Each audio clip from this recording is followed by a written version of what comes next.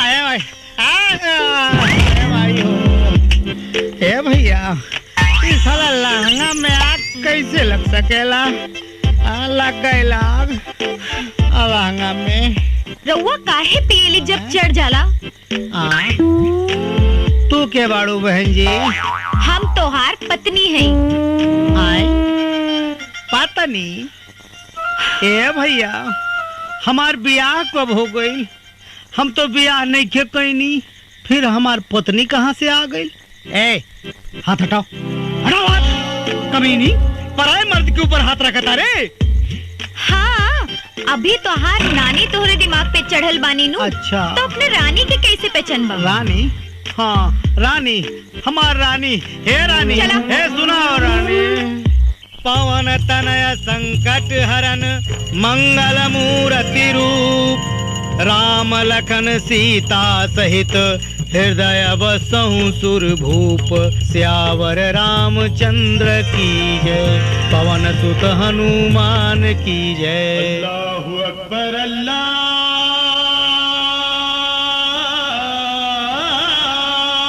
Akbar.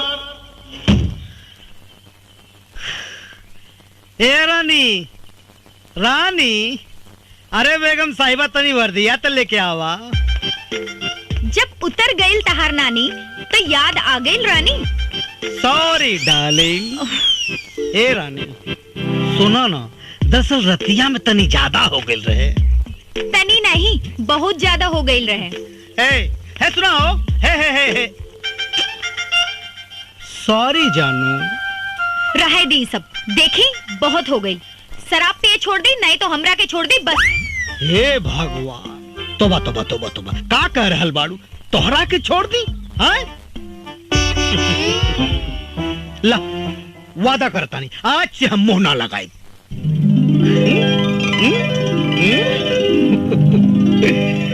Love you. I love you too जानू। Hey जानू।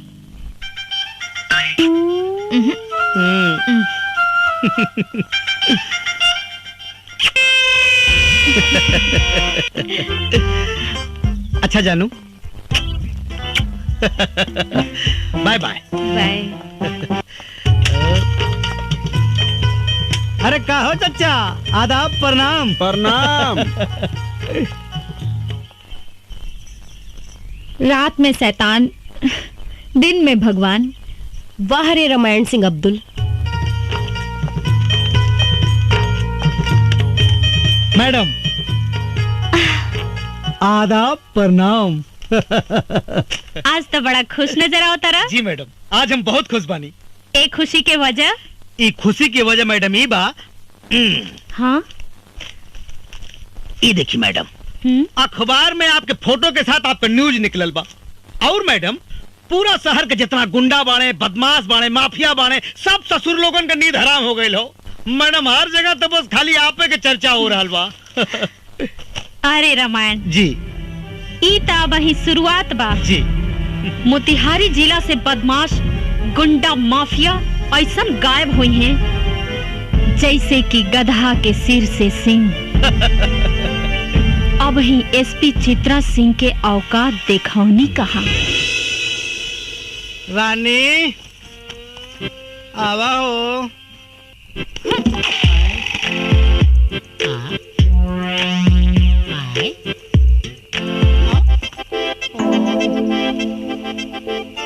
ये करे जा, वहाँ कहाँ सुत गईलू हो? यहाँ वहाँ खटियावा पे। और आवा शराब पी के चुपचाप सो जा वहीं। आवा न करे जा, मिजाज हमार गरमाइल एकदम ठंडा बतारू, तरपा बतारू जोन हो जवानी में। दिमाग खराब ना करी, रोज रोज काहे पी के आवेला जी? ए डार्लिंग, गलती हो गई। सुना, सुना, ये करे जा, गलती हो गई। हे रानी, आवा, ये कर जा, तनी ने आवा। चुप रही जी, बस एक ही बाजा रोज रोज बजावत रहनी। गलती हो गई, गलती हो गई। आज एक बात हमार साफ साफ सुन लो। आज से हमार तोहार खटिया अलग। खटिया ना? हे डार्लिंग, सुनो, यहाँ आवा, बढ़िया बाबा। खटिया से खटिया अलग ना हो सकेला, बिल्कुल अलग ना हो सकेला। बिल्कुल हो सकेला। मैडम आदाब प्रणाम। आज तो बड़ा खुश नजर आओ तारा। जी मैडम, आज हम बहुत खुश बानी। एक खुशी के वजह? एक खुशी की वजह मैडम ई बा। हाँ? ये देखिए मैडम, अखबार में आपके फोटो के साथ आपका न्यूज निकलल बा। और मैडम पूरा शहर के जितना गुंडा बाणे, बदमाश बाणे, माफिया बाणे, सब ससुर लोगन का नींद हराम हो गई हो। मैडम हर जगह तो बस खाली आपे के चर्चा हो रहा बा। अरे रामायण जी, ई ता वही शुरुआत बा। जी, मोतिहारी जिला से बदमाश, गुंडा, माफिया ऐसा गायब हुई हैं जैसे कि गधा के सिर से सिंह। अब ही एसपी चित्रा सिंह के औकात देखौनी कहाँ। आपन औकात में रहे एसपी चित्रा, वही मोकर भलाई बा। ओकर इतनी हिम्मत कि हमारे आदमियन के मार रहल बा। अरे नेताजी, शाम होते ही पूरा इलाका में मातम छा जाला। आई जो गुंडा बदमाश बाड़े नु सब बिल में घुस गइल बाड़े। और ई गांजा, शराब शरीफ लोग तो नानू पिएला। नेताजी समझी बिजनेस 100 से 20% हो गइल बा। नाकाबंदी इतना बढ़ गइल बा कि शराब गांजा का धंधा बिल्कुल बंद हो गइल बा। हाँ नेताजी, अब तो लोग गुंडा टैक्स देवे से मना कर देलन। उ कहा कि लोगन के बीच से हमनी के खौफ खत्म हो गइल बा। अब समझी ना आवत का कइल जाए नेताजी। गाड़ी निकाला।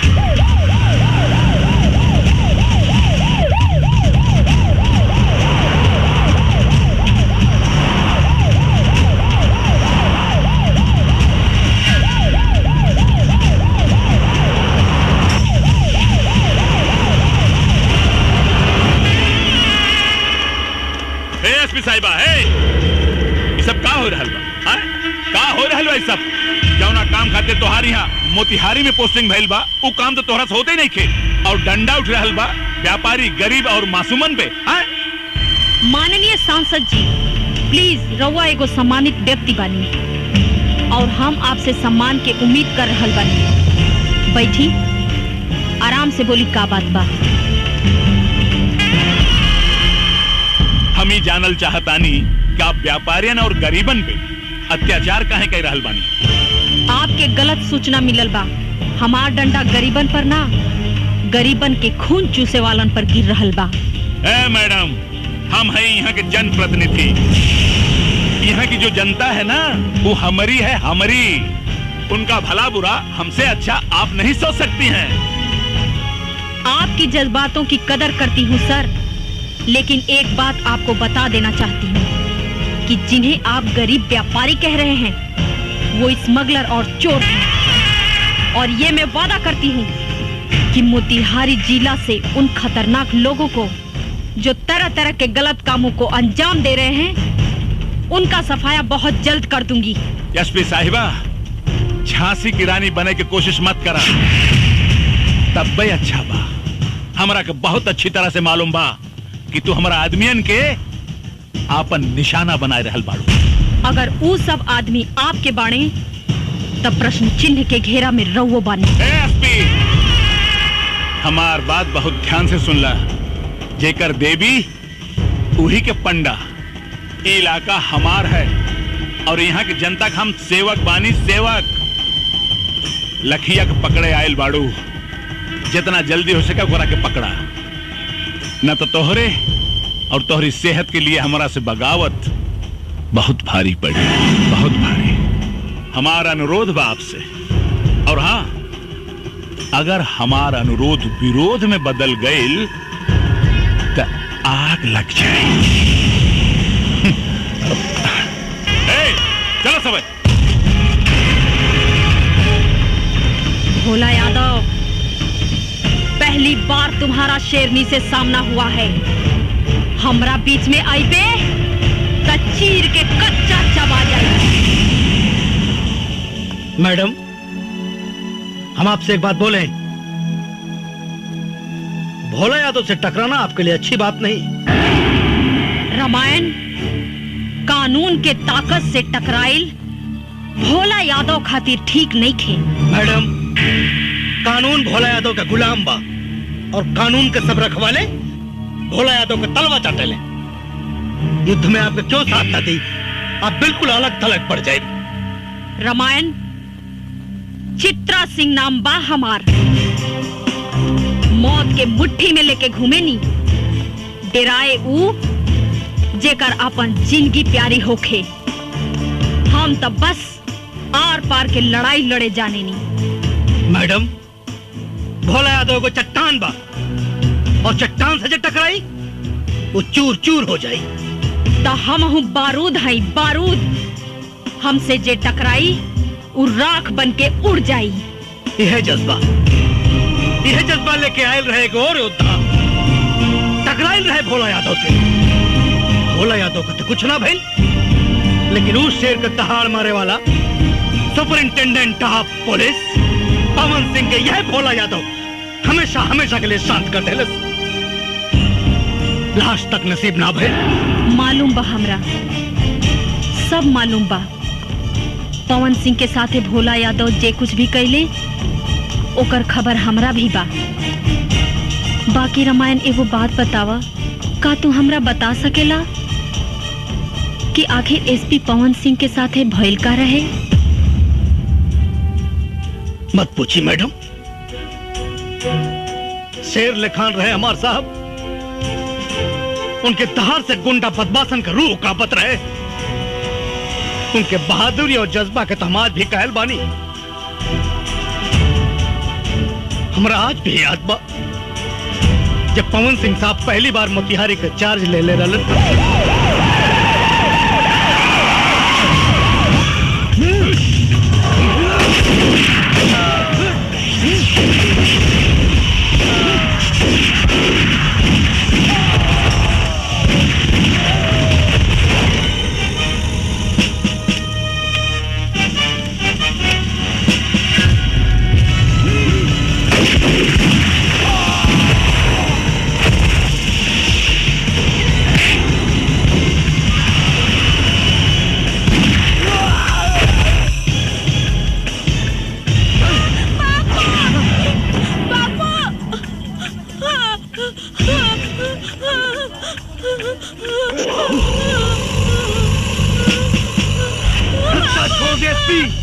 ना तो लड़का के ठोक दे।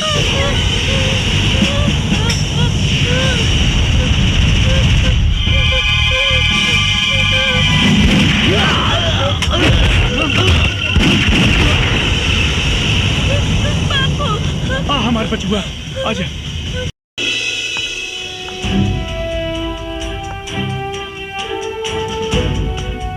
शर्म आवे के चाही तू लोग के।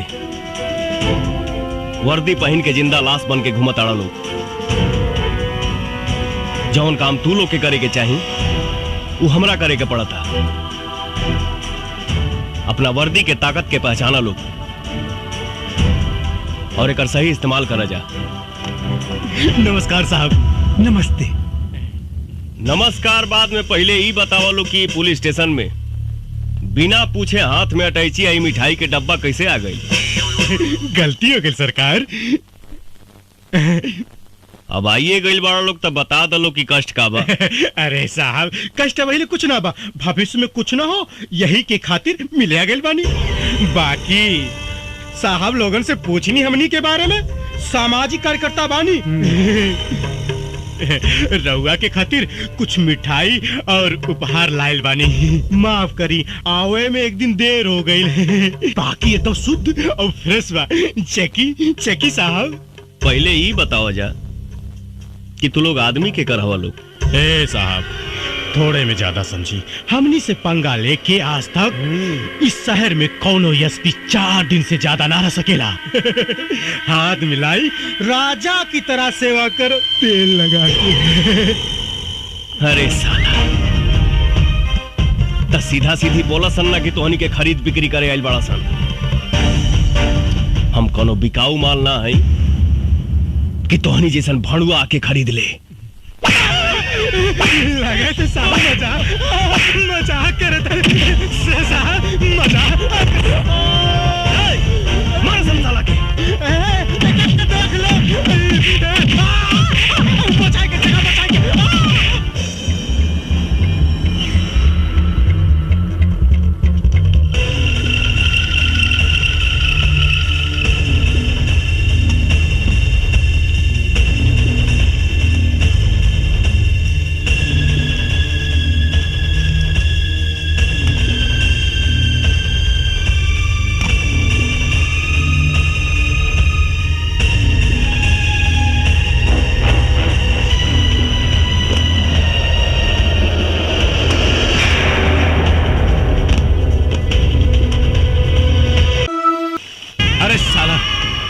जरूरत रहल शेर के पिछवाड़े में अंगुली करे के हैं? और कम से कम हमरा से एक बार पूछ तो ले ले होता हैं? तोरा के मालूम बा ई प्रदेश के सबसे खतरनाक एसपी पवन सिंह बा।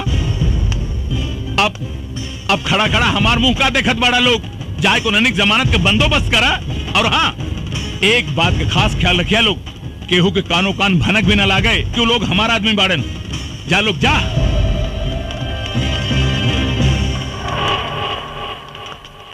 प्रणाम नेताजी। डीआईजी साहब, रउआ के प्रणाम सूझ रहल बा और वहां एसपी पवन सिंह हंगामा मचाए रहल बा। अच्छी बात, बहुत अच्छी बात है, देश और समाज के लिए अच्छी बात है, मगर मोतिहारी के लिए अच्छी बात ना है। हाँ बैठी, रउआ बैठी। जी रउआ बिल्कुल चिंता मत करी। अरे काहे चिंता न करी महाराज, वो कुत्ता की वजह से हमार करोड़ों रुपयन के नुकसान हो रहल बा। आज हमारे आदमियन के गिरफ्तार कैले बा, काल ओकर हाथ हमारे गिरेबान तक पहुंच सकेला। नेताजी ऐसा ना हुई, कबैयो ना हुई ऐसा, ये हमार रउआ से वादा बा। ये तो हमरा के भी मालूम बा कि ऐसा ना हुई, मगर हो गई तो सर राउत गिरेबान पे बढ़े वाला हाथ के काट के रख दिया जाए। हमरा आपसे यह उम्मीद रहल डीआईजी साहब। देखें डीआईजी साहब, हम अपन छवि बड़ी मुश्किल से साफ सुथरी बनोले बानी। हमार हाथ खून से रंगे में मजबूर ना करें, न देकर बहुत भयंकर परिणाम होगी। चाहे हमार नसीहत समझ लें, चाहे धमकी। रानी आवा हो।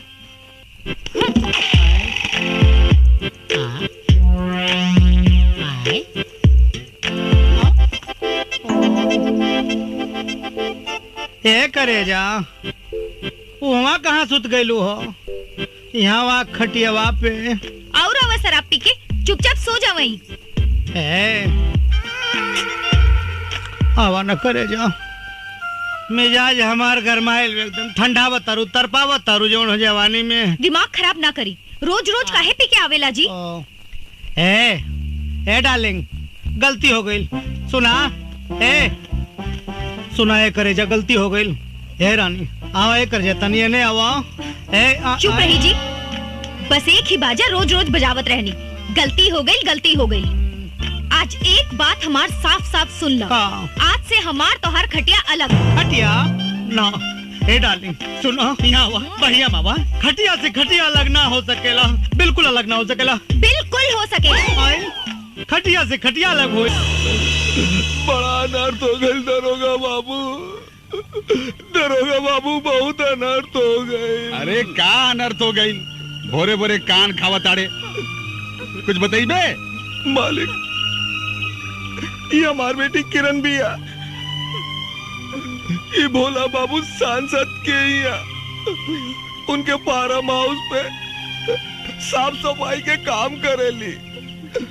भोला बाबू के बेटा विक्रम यादव शराब की नशा में हमार बेटी के इज्जत लूट ले मालिक, हमार बेटी के इज्जत लूट ले। देख, बात बिटिया के इज्जत के बा, और ऊपर से जवान बेटी, और अभी शादी ब्याह भी ना भइल बा। अरे ये बात के यही दफन के लिए में फायदा बा, समझ ले। दरोगा साहब, अगर वो पापी की सजा ना मिली तो हम अपन जान दे दे। चुप, जान दे दे? अरे जान देने से कुछ होई का? अरे देखा, विक्रम बाबू कोनो छोट मोटा आदमी नहीं खे। तू कहीं भी जो कुछ भी कर, उनका केहू कुछ बिगाड़ ना सकेला। एक काम करा, हीला 25,000 एकरा मुआवजा समझ के रख ले, और कोनो डॉक्टर के पास जाके अच्छा से साफ सफाई करवा ले, बुझे?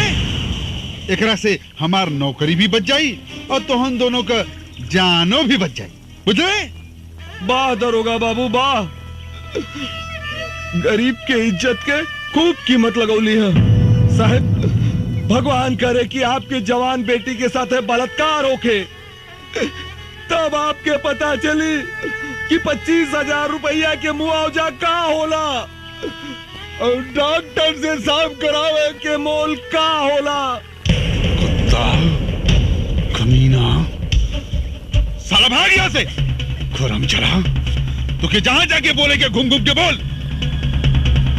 साला भागा कहीं का, धन से भी गई और धर्म से भी गई। भागे से, चल चल चल भागे।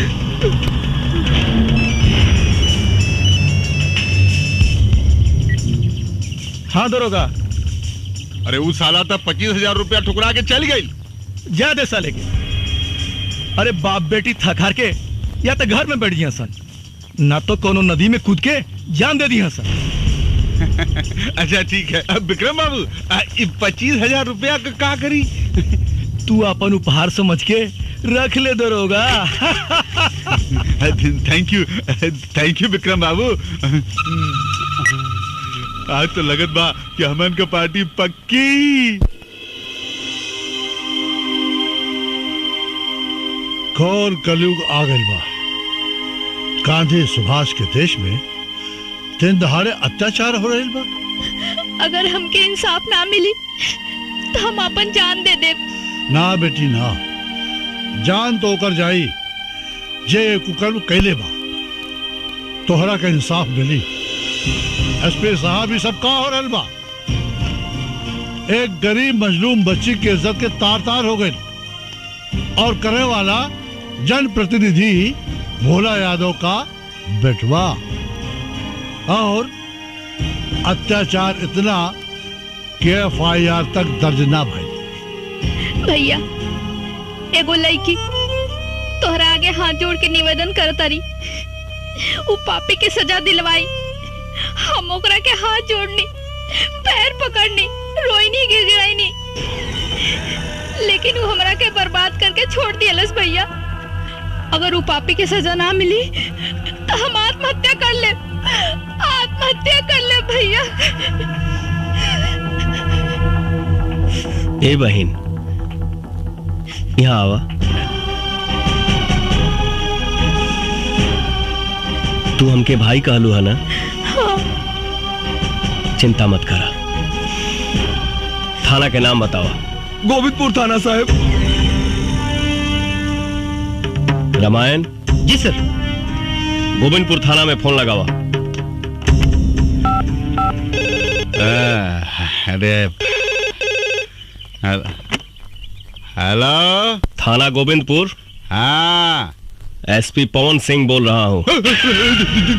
जी सर, बोलिए बोलिए। तोहरा इलाका में एगो लड़की के बलात्कार हो गई, अब तू FIR तक ना लिखला।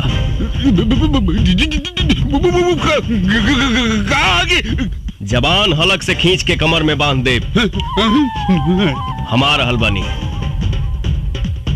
जितना देर में वहां पहुंची FIR तैयार रखिए। और सुन, विक्रम बाबू कहां मिलेंगे उनका पता लगा के रखना।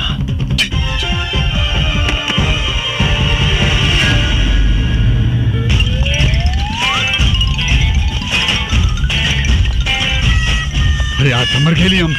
अरे बाप रे बाप, ये विक्रम यादव के चक्कर में नौकरी गई हमार। का भइल? अरे भइल ना हो क्या वाला बा। अरे एसपी पवन सिंह आवा था। अरे वो अपनी बिटिया के लेके एसपी ऑफिस चल गए। अरे बाप रे बाप, मर गई आज।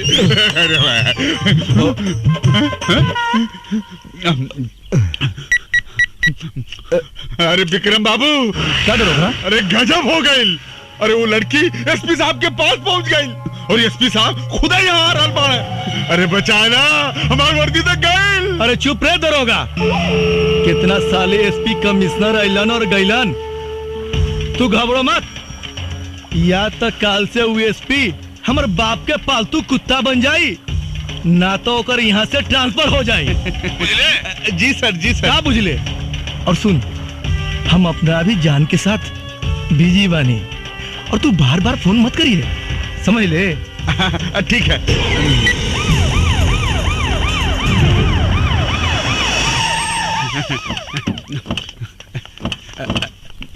जय हिंद सर।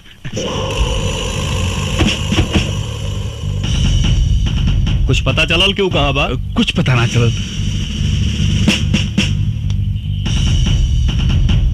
ते FIR काहे ना लिख ले? बोल नहीं तब। खौफ सर, खौफ। किस बात का? नौकरी का सर। खौफ के साए में रहने वालों को वर्दी पहनने का कोई हक नहीं। कहाँ मिलेगा वो? हमका नहीं पता सर। तुमको सब पता है। अपन मोबाइल हमके दे। कहाँ? मोबाइल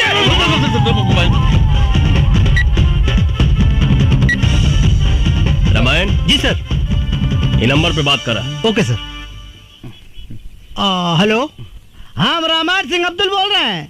कहाँ मिलेंगे आप? चुप साला, फोन रख। अरे सर, ये तो बड़ा गंदा गाली दे के फोन में कट कर दिया सर। सच सच बताओ, कहाँ मिलेगा वो? वो ये क्या कर रहे हो? है सर, हमको सब पता है वो कहाँ मिलेगा। फोन पकड़ो अपना। भास्कर जी। जी आप लोग इंतजार करें। जी आओ तनी हम। ठीक है। तू भी बैठ गाड़ी में। आइए चलिए, मैं आइए मत।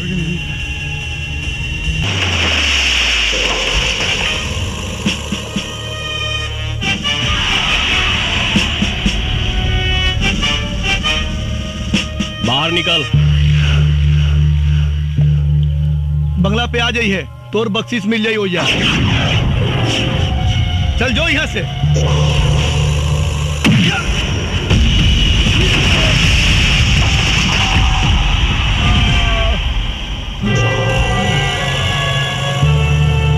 पवन सिंह बख्शीश लेवेला नारे साला, देवेला।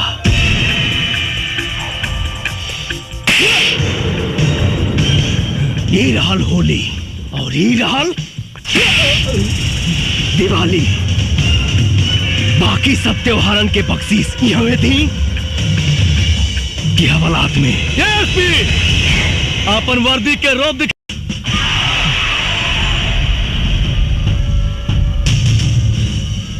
तोरा जैसा नपुंसक के ये वर्दी पहने के कोनो अधिकार नहीं के। तोरा शरीर पर ही वर्दी शर्मिंदा हो रहल बा।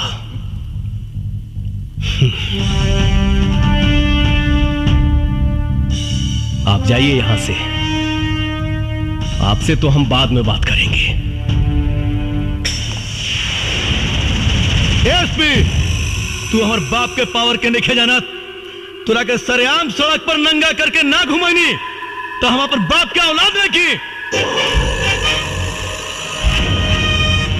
अरे साला, एक बाप के औलाद अगर ते रहते ते कोई इज्जतदार लड़की के साथ ऐसा घिनौना हरकत कबो ना करते। तोरा ये बहुत महंगा पड़ी एसपी।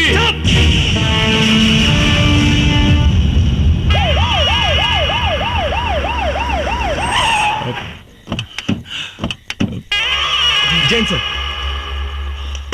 आपने जो कर दिखाया ना सर, आज तक मोतिहारी में कोई नहीं कर पाया सर। बाबूजी, विक्रम, इस साल हमरा के बहुत मरलक है बाबूजी। हमरा कपड़ा तक ना पहने दिलक है बाबूजी।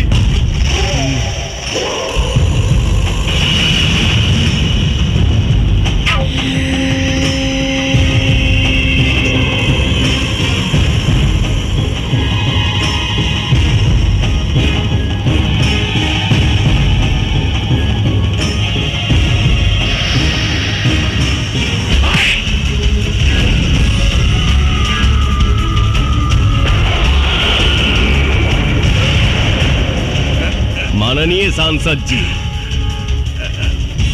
हथवा उखाड़ कर आपके पिछवाड़ा में घुसेड़ देंगे। लाइसेंसी गुंडा है हम, का समझे? तोरा हिम्मत कैसे भाई हमरा बेटा के अंदर करे के? कुकर्म करे बा और बेटा कवन कुकर्म कैले बा? बलात्कार। बलात्कार? हाँ, एगो गरीब बेबस लड़की के साथ है। का सबूत बा तोहरे पास? वो देखी, सामने बैठल भी है बेचारी। झूठ बोल के हमारा बेटा के फंसा रहल बा इस साली। सांसद जी, एकर फैसला तो अब कोर्ट में हुई।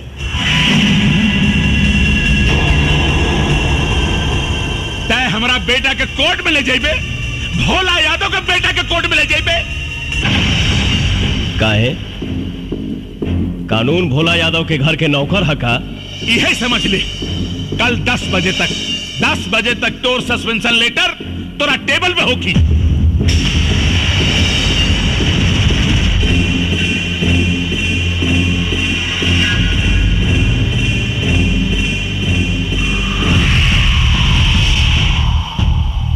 टाइम देख ली, रात के 10 बज रहा बा। रात के 10 से सुबह 10 के बीच 12 घंटा होला।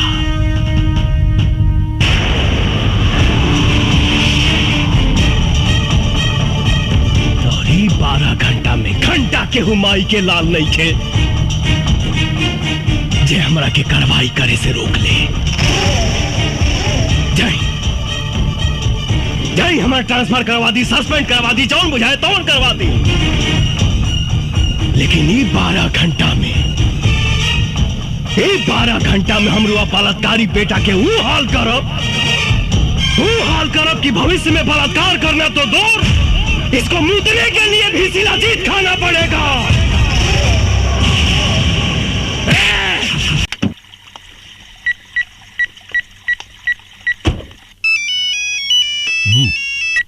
प्रणाम नेताजी। अरे डीआईजी साहब, रउआ पटना में बैठल बानी और यहाँ एसपी पवन सिंह हमारा बेटा विक्रम के अरेस्ट करके गोविंदपुर थाना में बंद कैले बा। अरे जल्दी कुछ करी, न तो रात भर हमारा मुन्ना के टॉर्चर करी, टॉर्चर। जल्दी कुछ करी। का बात करता नहीं सर, वो साला की इतना हिम्मत रही, हम अब ये बात करता नहीं। अरे जे भी करे जल्दी करी तत्काल। हाँ रउआ अकेले आ गइल बानी। हमर बिटवा कहाँ बा? कहा कि हमार बिटवा पता ना कुछ खाइल होई के ना। हमरा के अपन बिटवा चाहिए। अरे हम कोशिश कर रहे हलवानी, तोहार बेटवा 2 घंटे में तोरे पास आ जाई। तू घबरा मत, चल भीतर चला। नहीं, रउआ अकेले घर आ गइल बानी। वो एसपी पता ना हमार बिटवा के का हाल करी। अरे तू चुप रहबू कि ना? देख लो ना, हम डीआईजी साहब से बात कैली ना, डीआईजी साहब से बात है। चला तोहार बेटवा हम कहता ना 2 घंटे में तोरे पास आ जाई। खामखा रोज हमार दिमाग खराब मत करा। चला हमके अपन बिटवा हाँ मिल जाई। 2 घंटे में तोहार बेटवा तोरे पास आ जाई। हम पूरी कोशिश कर रहल बानी। चला भीतर ही चला।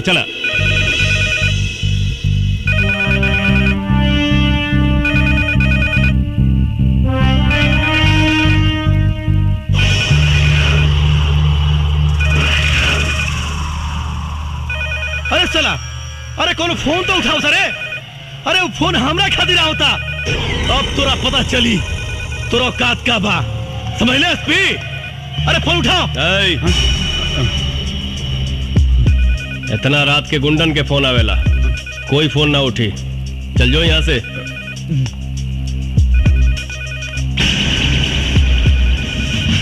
तू हमरा के बर्बाद करके छोड़ दियलस भैया। अगर वो पापी की सजा ना मिली तो हम आत्महत्या कर ले। 10 बजे तक तोर सस्पेंशन लेटर तोरा टेबल पे होगी।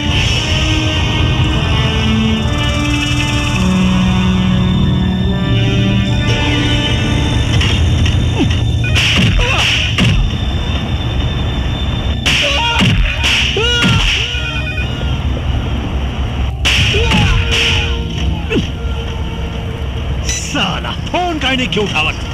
ए ड्राइवर, गाड़ी भगाओ रे।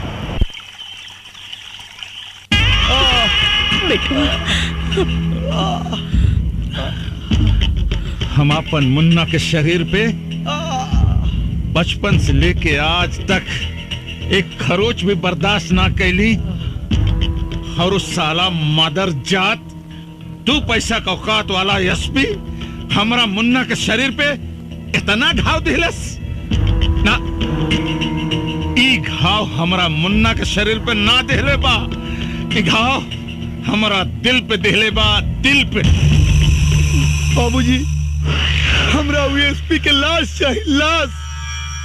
हम तब तक कुछ खाइब ना पियब जब तक यूएसपी के हम लाश ना देख ले हमरा के बहुत मरले बा बाबूजी, बहुत मरले बा। मिली, जरूर मिली। नेताजी, ई रहा लो पवन सिंह एसपी के सस्पेंशन लेटर। तो इसको अपना पछवाड़े में घुसेड़ लीजिए। उस ससुर हमारा बेटा के जानवर की तरह पीटा है, हम उसको कुकुर की तरह तड़पा तड़पा के मारूंगा। डीआईजी, अब उसका ना तो सस्पेंशन होगा और ना ही ट्रांसफर। अब वही मोतिहारी में रहेगा और उसकी सजा हम मुकर्रर करूंगा। हम अरे ऐसी हालात पैदा करूंगा कि उस साला मौत मांगेगा, मौत तो नहीं मिलेगी, मिलेगी तो बस तबाही तबाही तबाही। बाबूजी उस साले के हम मारो साले के बाबूजी। ना मुन्ना ना, ओकरी मौत के तमाशा तो पूरा मोतिहारी देखी। डीआईजी साहब, यूएसपी की छवि मोतिहारी से लेके बिहार विधानसभा तक हीरो के बन गई बा। अरे वो पब्लिक के नजर में एगो मसीहा बन चुकल बा। रउआ कुछ करी। सर, हम रउआ से वादा करत हनी कि हम तब तक आपके अपन शक्ल ना दिखाई जब तक हम राउर अपमान के बदला ना ले ले। सर, हमरा के भी माफ करिए, हमरा के एसपी बंधक बना लिया था सरकार। तो जाइए, हमारा अपमान के बदला जितना जल्दी हो सके हमको दिलाइए, ना तो हम अपना अपमान के आग में पवन सिंह के साथे साथे तो उन्हीं दोनों के भी जलाकर राख कर दे। बुझला? सर बुलाया आपने? हाँ रामायण। जी सर। बैठा। ठीक है सर। बैठा ना। थैंक यू सर। रामायण। जी सर। परसों हम 1 हफ्ते के लिए अपने घर जा रहे हैं। 4 दिन बाद तुमको भी आना है। सर कोई खास बात सर? 28 तारीख के हमार शादी बा। अरे सर ये तो बड़ी खुशी की बात है सर। दुर्गा माई चाहेंगे तो अल्लाह सब ठीक करेंगे। जी सर, हम जरूर आएंगे सर।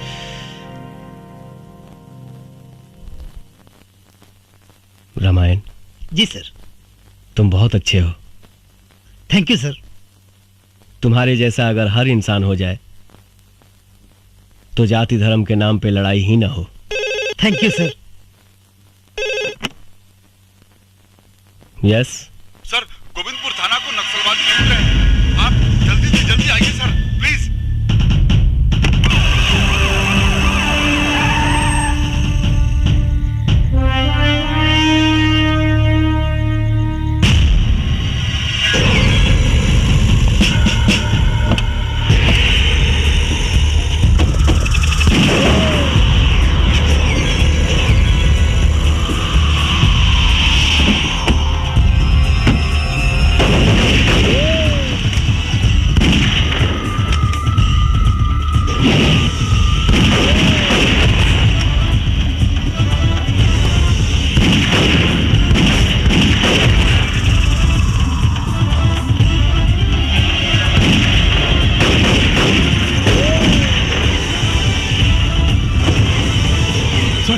मुगल सर, सब हवलदार मारे गए सर। सारा हथियार गाड़ी में रख दे। तते मुंह का देखा तारे। पोजीशन ले। रामायण। जी सर।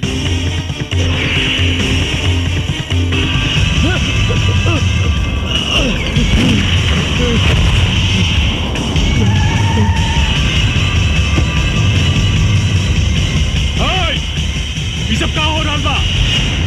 रुका लोग।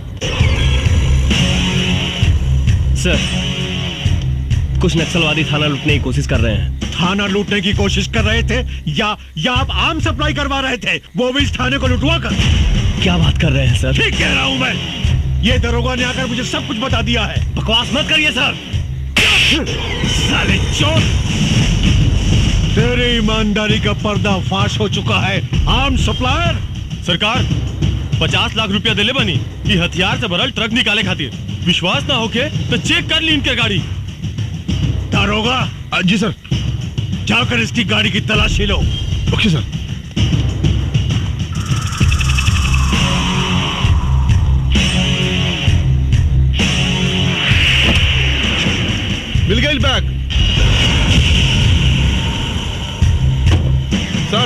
ये देखिए, ये है बैग।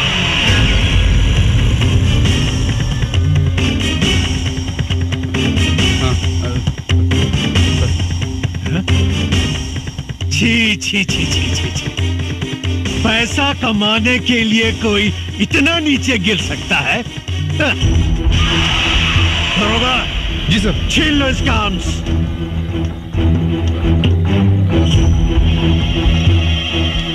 कमांड जी, गिरफ्तार करो इस देशद्रोही को।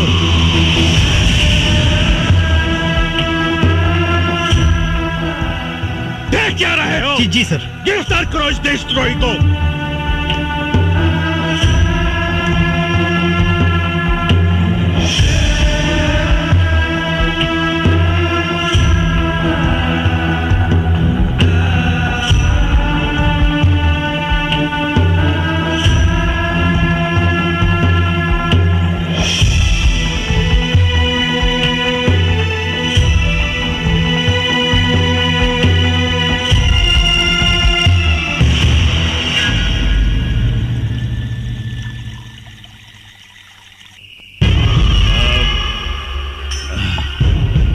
डीआईजी साहब, भाई आज हमारा करेजा के ठंडक मिलल, लेकिन हमारा आत्मा के शांति वो दिन मिली जौना दिन हम एसपी पवन सिंह के कुत्ता के मौत मारब, कुत्ता के। नेताजी, वह दिन जल्दी आ जाई जब एसपी पवन सिंह अपन अपमान के आग में खुद भस्म हो जाई।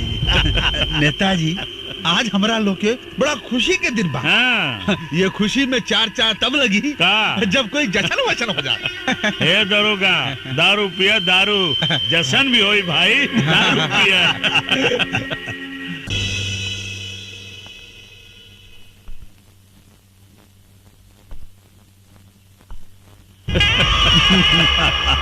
एसपी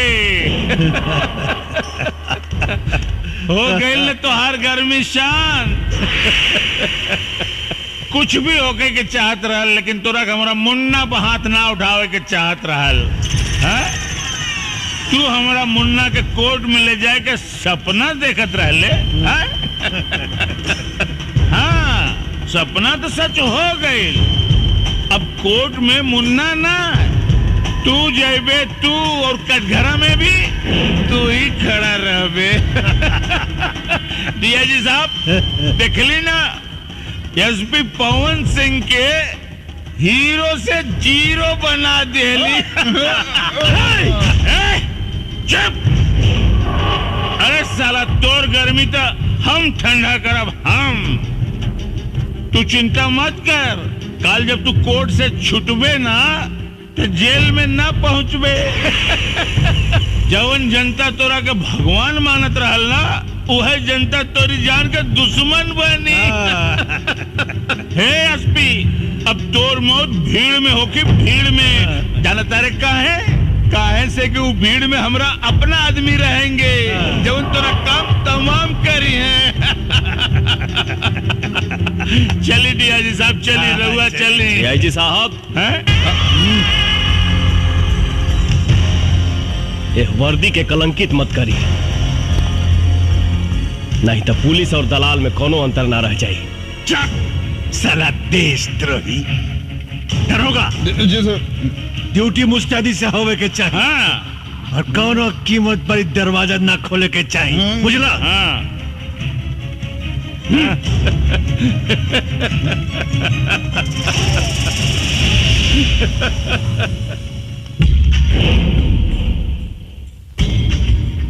माननीय एसपी साहब, देखी ना पासा कैसे पलट गई।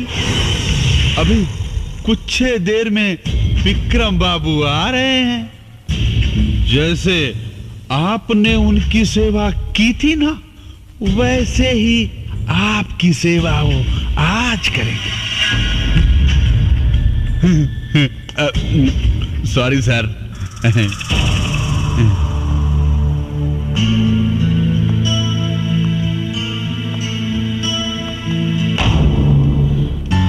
साहब,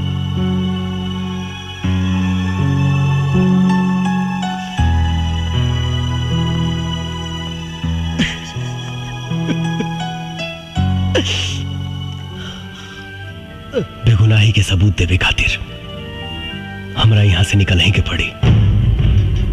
रामायण कसम हमके निकाल यहाँ से, न तो ये साला हमके खत्म कर दिए सन। साहब आप चिंता मत करिए साहब, अल्लाह चाहिए तो दुर्गा माई सब ठीक कर दिए साहब।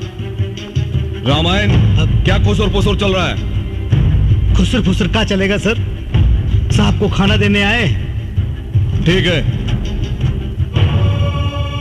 साहब खाना खा लीजिए। ना रामायण, आपकी भाभी ने बड़े प्यार से भेजा है सर, खा लीजिएगा प्लीज।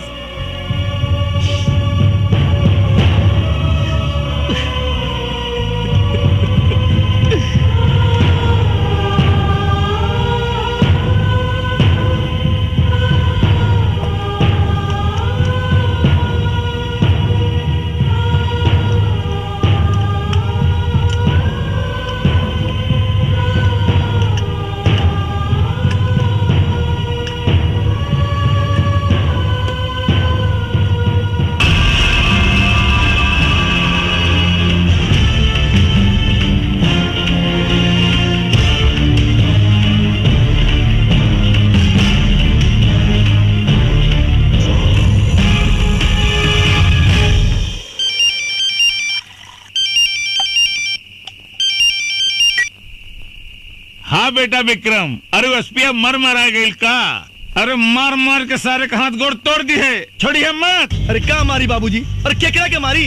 उ साला एसपी तो ताला तोड़ के भागिल बा। भाग गई? हाँ बाबूजी। अरे पीछा कर सारे के, गोली मार दे, बचे के ना चाही। हम बढ़िया होता नहीं, हम बढ़िया होता नहीं। हाँ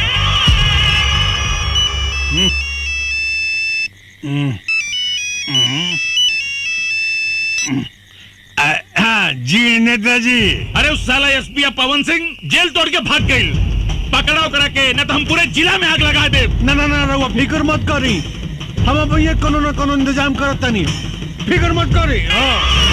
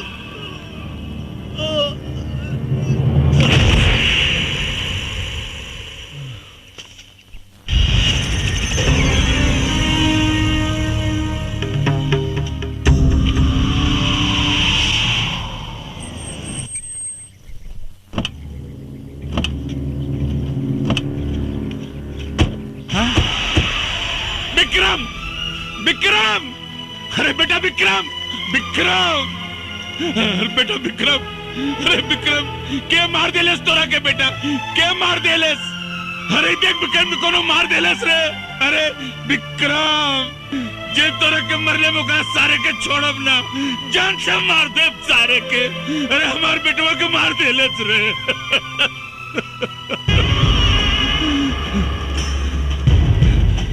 एसपी पवन सिंह, हम तोरे के जान से मार दे सारे, हम तोरे के ना छोड़ा।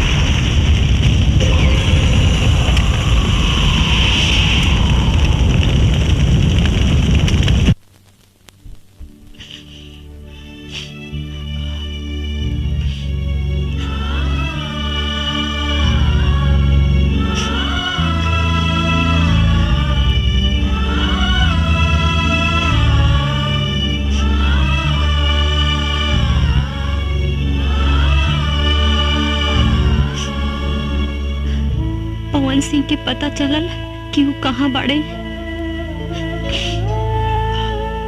मैडम, हम साहब के बहुत ढूंढनी, पूरे इलाका के चप्पा चप्पा ढूंढनी,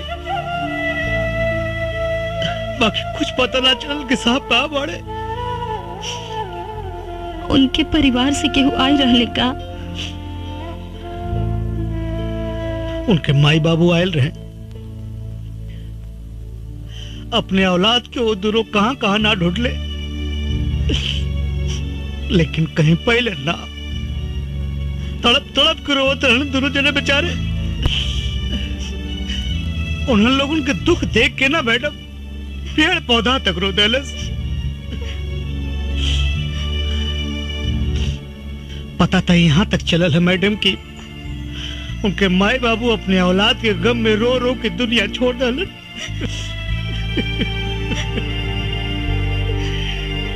आखिर पवन सिंह गईले कहाँ? कुछ पता ना मैडम, लोग कहे कि मर गए पवन सिंह। नहीं, मेरा पवन कभी नहीं मर सकता।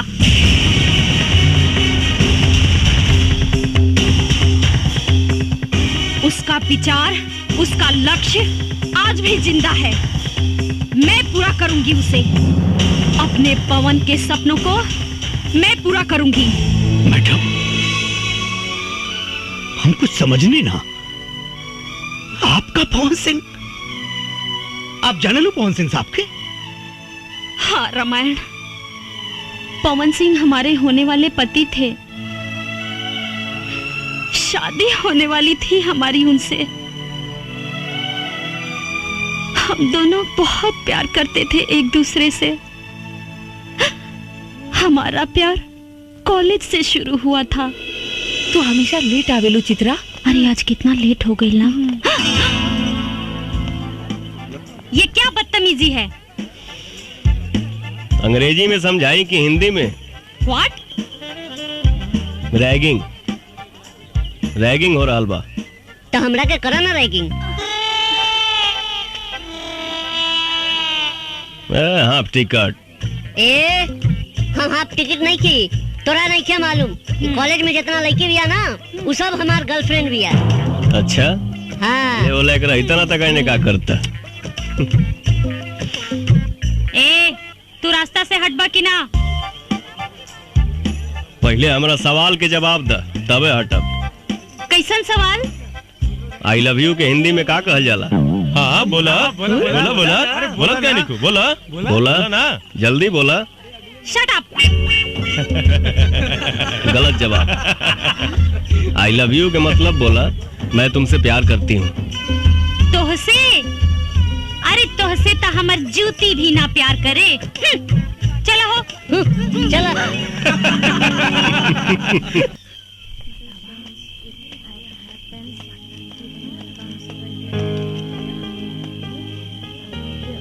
का सोचा तारू चित्रा? वो लड़का के बारे में इतना सोचा तारू तू? एक बात कही छोटू। हाँ बोला। वो लड़का सही मायने में मर्द बा। वो लड़का तोरा कहीं दिल चुरा के तो ना ले गई? हमरो कुछ ऐसे नहीं बुझाता। अब तो लागता कि हमरे के कुछ करे के पड़ी। तू चला हमरा साथे। चला। कहाँ? चला ना, सब बतावता नहीं। चला।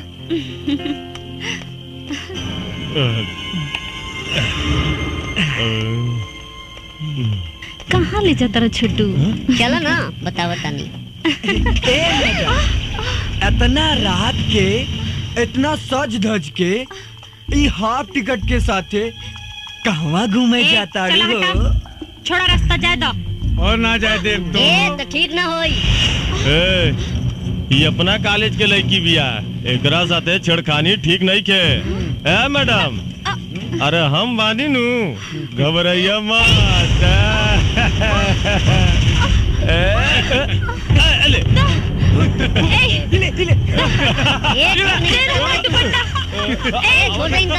अच्छा ना हुई रे। दुपट्टा दे रे।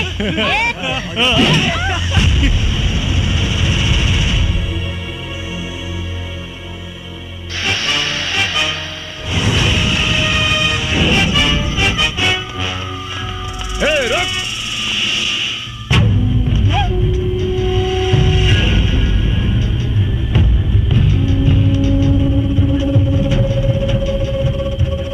कॉलेज में पढ़ाई करे आइल बड़ा लोग, पढ़ाई करा जा, लड़की बाजी ना। अबे साले, लड़की देखी नहीं कि आगे हीरो बननी। अभी आईपीएस का एग्जाम दिया है, एसपी बना नहीं। पहले हम तो भोग लगा लें, तेरा भी नंबर आएगा। हाँ? चल लाइन में आ जा।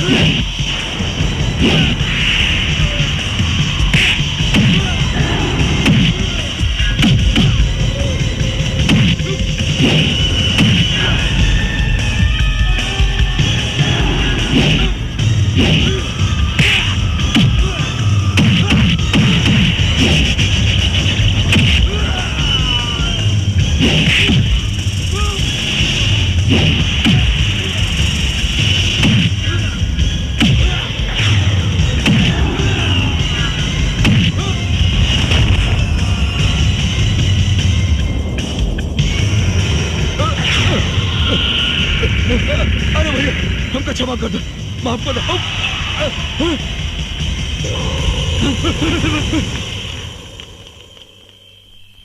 चित्रा जी, हमार ट्रेनिंग तो पूरा हो गई।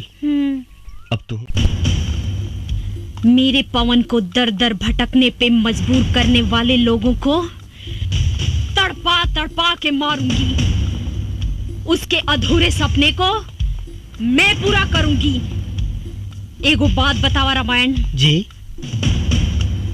लखिया के कोनो तस्वीर बा का? ना मैडम, आज ले लखिया की कुछ सूरत नहीं के देखलस। मैडम वो तो गरीबन का मसीहा हो, चोरी छिपे हर गरीबन का मदद करेला। और मैडम एक बात हो, आज ले ओकरे बंदूक का गोले की निर्दोष के ना लागल। वही के मरलस जे मरे के हकदार रहल। कुछ भी हो, न्याय अन्याय कोई कानून के काम हो, लखिया के ना।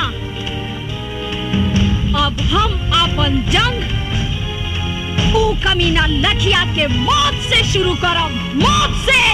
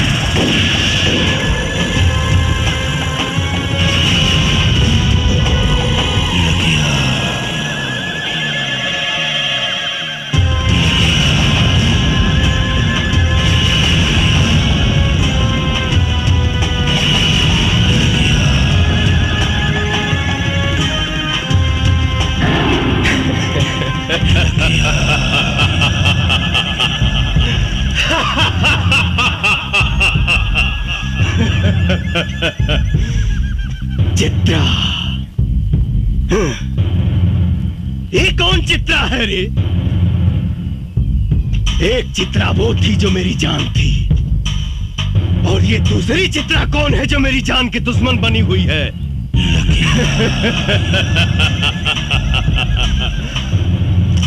लखिया के मारे वाला भगवान के छोड़ के धरती पर केहू जन्म नहीं खेले ले।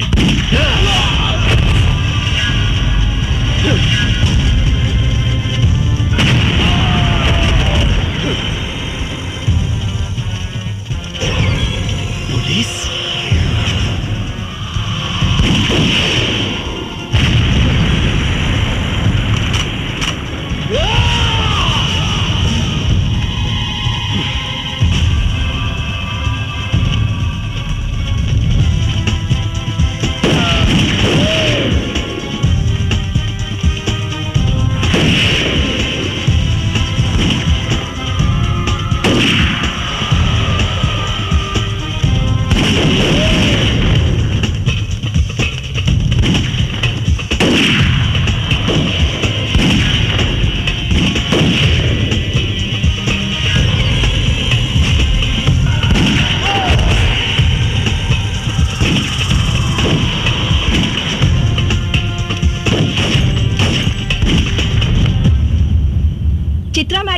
लखिया के अड्डे पे जो पुलिस ने छापा मारा है उसके बारे में कुछ बताना चाहेंगे आप? जो काम 5 सालों में नहीं हुआ, हमारी टीम ने उसे 5 दिनों में कर दिखाया। लखिया का अड्डा खत्म हो चुका है, वो बहुत ही कमजोर पड़ चुका है, बहुत जल्द ही वो पकड़ा भी जाएगा। हमने दूसरा अटैक उस पे करने का ऐलान भी कर दिया है। या तो वो प्रदेश छोड़ देगा, नहीं तो वो मारा जाएगा।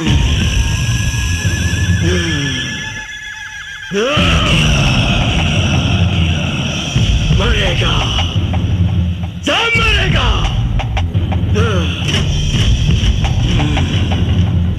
भोला यादव मरेगा, चित्रा मरेगी, DIG मरेगा।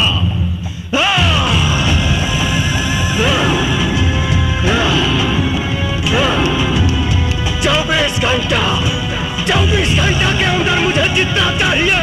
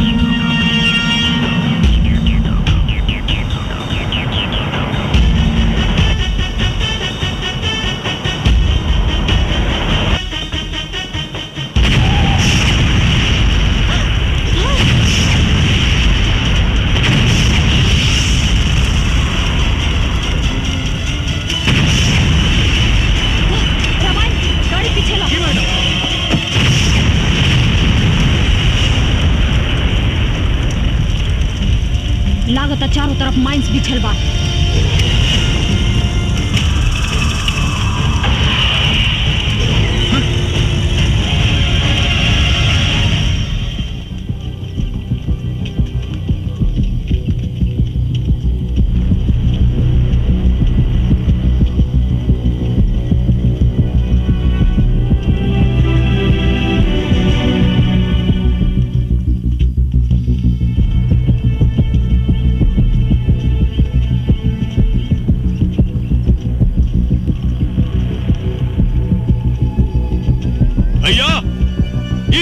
शिकार आ गई।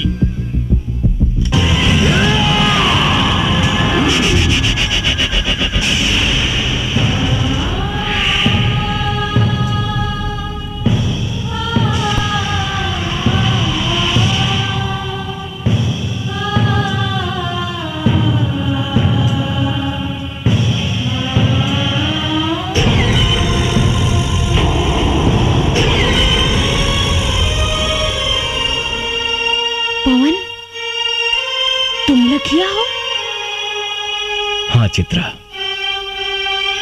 लेकिन तुमने वर्दी कब पहन ली?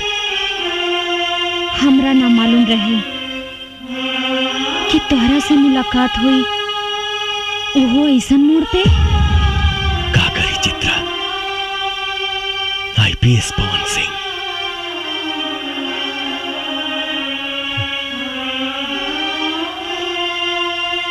हालात हमके नक्सलवादी बना देलस। हमरा भी तो हर अधूरा सपना पूरा करेला वर्दी पहने पे मजबूर होके के पड़ल पवन। लेकिन पवन, कम से कम एक बार तो हमरा बारे में सोचता। अरे कम से कम एक बार हमरा से तू मिले तो आई रहता।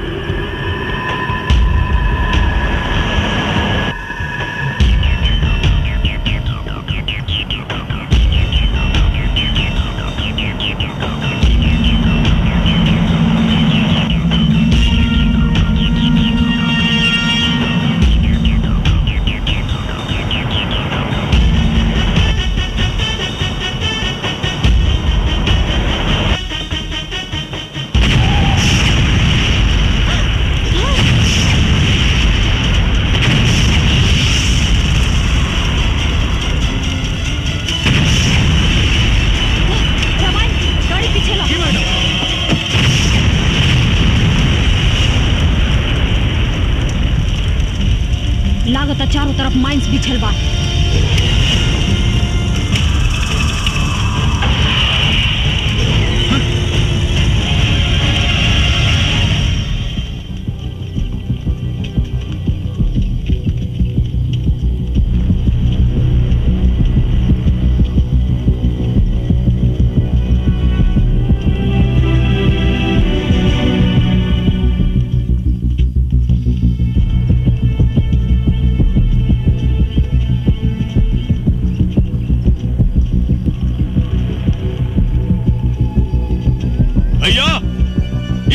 शिकार आ गई।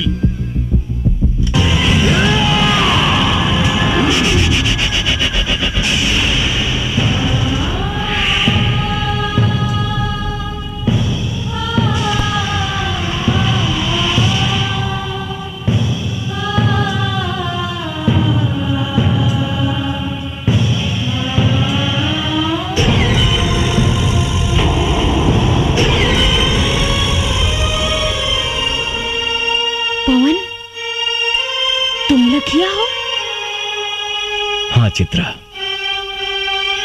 लेकिन तुमने वर्दी कब पहन ली? हमरा ना मालूम रहे कि तोहरा से मुलाकात हुई वो ऐसन मोड़ पे। का करी चित्रा, आईपीएस पवन सिंह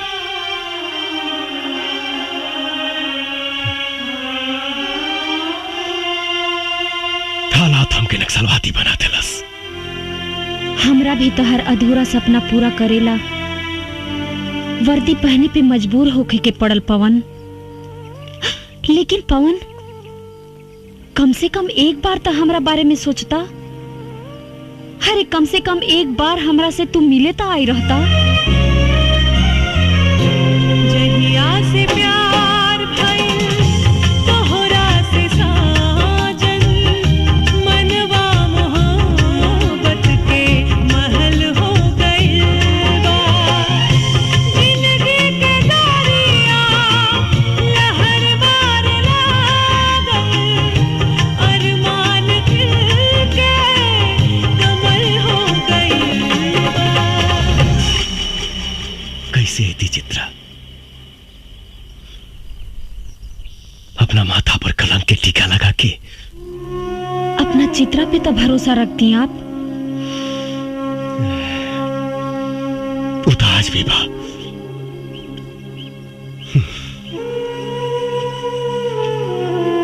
लेकिन सोचा, जौना लेखा के माई बाप अपना लेखा की याद में रो रो के मर गई, और वो अभागा अपना माई बाबूजी के चिता में आग तक ना लगा पौलस। हम तोहरा के काम होते गई थी, मर गई एसपी पवन सिंह। नया जन्म भइल बा हमार। लखिया हई हम, लखिया। लेकिन एकर अंजाम? अंजाम के परवाह मौका करेला, मर्द ना। तू हमार हीरो बाड़ा पवन। हम चाहतानी कि तू सरेंडर कर दा। हम तहरा के बेगुनाह साबित करवाइब।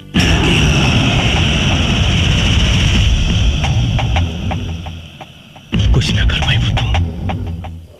कानून सजा दिलाई तहार दुश्मन भोला यादव के। कानून? कौना कानून के बात करता रू? कानून के भोला यादव रंडी बना के रख ले बा। अरे जौना देश में प्रधानमंत्री के हत्यारा के 12 साल बाद सजा मिलल, ओ कानून के बात करता रू? संसद पे आक्रमण करे वाला के दामाद के तरह बैठा के सेवा कई जाता। कसाब जैसन हत्यारा के सुरक्षा में करोड़ों रुपया खर्च हो गई बा। वो कानून का सजा दी भोला यादव के? हमरा तोहरा कानून पे भरोसा नहीं खे। बहुत जल्द भोला यादव जेल के अंदर हुई पवन। तू हमरा ऊपर भरोसा रखा। तू ना समझ पाड़ू चित्रा। हिंदुस्तान के जेल अपराधियन खातिर कोनो 5 स्टार होटल से कम नहीं खे।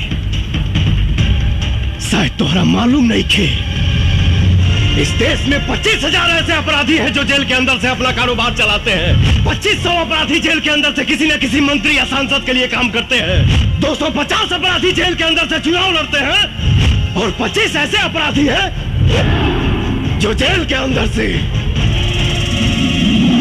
सरकार चलाते हैं। लेकिन पवन, जिस राह पे तुम चल रहे हो उससे भी तो तुम्हारी बेगुनाही साबित नहीं होगी। इसकी चिंता कहां थी पहले? अब तू मिल गई बड़ू तो सोचब। अगर तू चाहता रू कि हम अपने आप के सरेंडर कर दी, तो हमके 48 घंटा के समय दा। हम वादा करते नहीं कि अपने आप के कानून के हवाले कर दे। लेकिन भोला यादव के खत्म करके। ठीक बा पवन, बाकी जाए से पहले तू हमार मांग भर दा। कहे से कि कानून के राह में शायद तू हमार गोली के निशाना बन जा, और हम तहार विधवा बन के जियल चाहता नहीं। कैसे तुहार मांग भर दे चित्रा? हम तुहार सौतन लाइल बानी। सौतन? हाँ, एकरा से बियाह कइले बानी हम। एकरे मांग भरले बानी हम। अब तो बस खून, खून, बस खून। तो पवन, यही सिंदूर से तू हमरो मांग भर दा। तहर इस सौतन के साथ समझौता करके जी ले।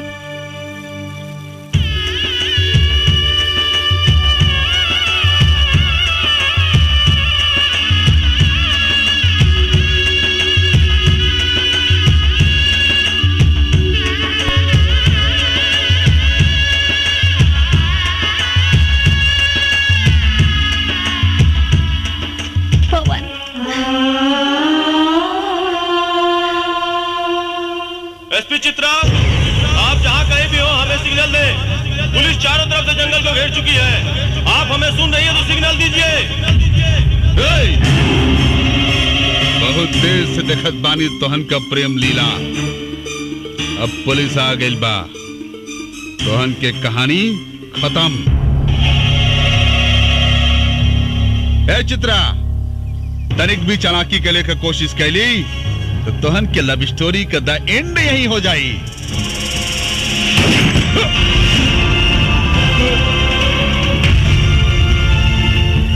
रामायण साला दोगला पुलिस वाले पर गोली चलाता है।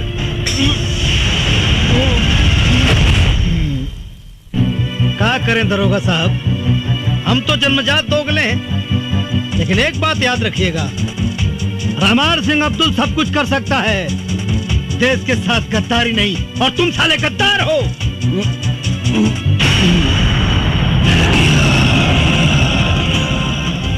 राजपूत के वादा बा 48 घंटा में मिला।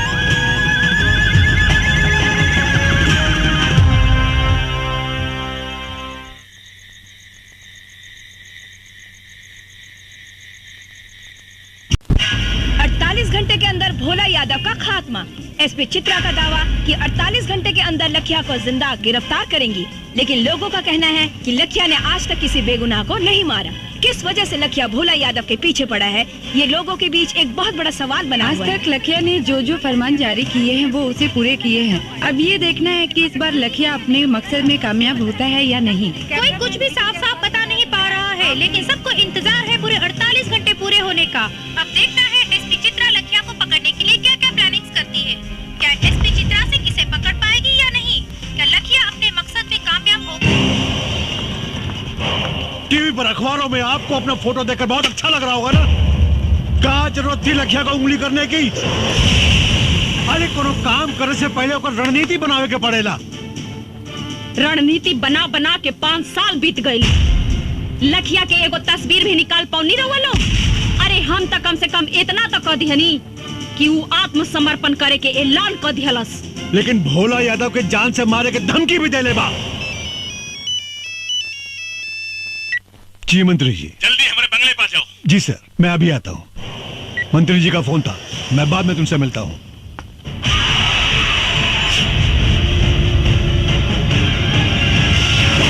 नेताजी शहर के पूरे दीवार पर लिखा गईल बा और पर्चा भी बटा गईल बा। 48 घंटा के अंदर लखिया रउआ के खत्म कर दी और फिर पुलिस में आत्मसमर्पण करी। हमारा बहुत डर लागत बा। घंटा उखाड़ी लखिया साला हमार। अरे उस साला के तो हम ऊ हाल करब कि जिंदगी में कभी सोचले भी ना होई। ओकर सारे का हाथ पैर काट के ओकरे पछवाड़े में बांस घुसेड़ दे। ओकर सारे के जियल मुहाल हो जाई।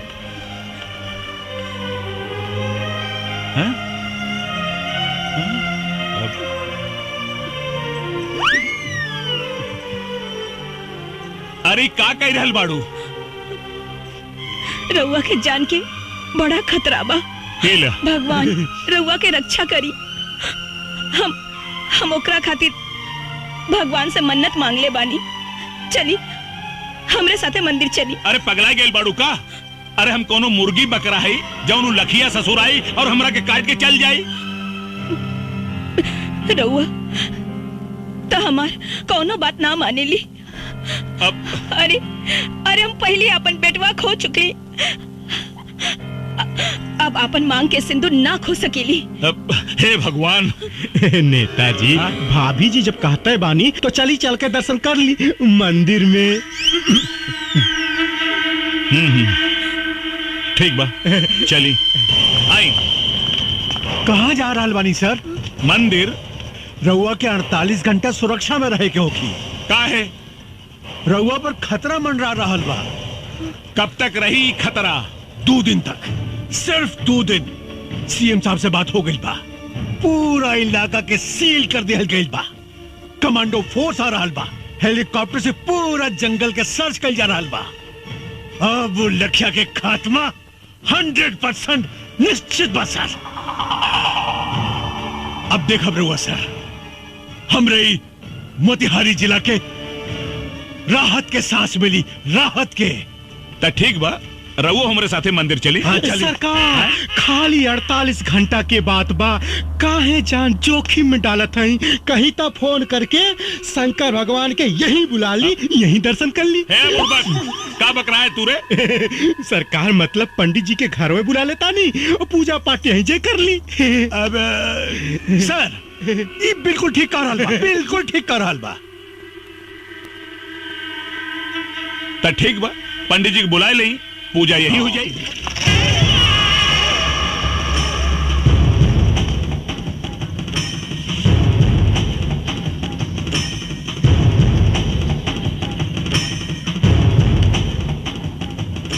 चित्रा सिंह जी, तोहरी नादानी की वजह से आज हमने की दिन देखे के पड़ रहल बा। अरे हमारा के तो पूरा विश्वास बा कि तोहार और लखिया के कोनो जरूर साठ गांठ बा। ई तो वक्ते बताई नेताजी कि केकर केकरा से साठ गांठ बा। लखिया कोनो चीन और अमेरिका से हथियार ना मंगावेला। ये तो आप लोगों का शासन प्रशासन ही इतना कमजोर है कि आप लोगों के हथियार से आप लोगों से ही लड़ रहा है। चिल्लाई मत, खाली जवाब दी। अगर लखिया पुलिस से टक्कर ले रहल बा तो ओकरा पास हथियार आवेला कहां से? तुम्हारे कहने का मतलब है कि प्रशासन उसे हथियार सप्लाई करता है? जी हाँ, शासन प्रशासन के कुछ गद्दार लोग जिनका पर्दाफाश बहुत जल्द होगा।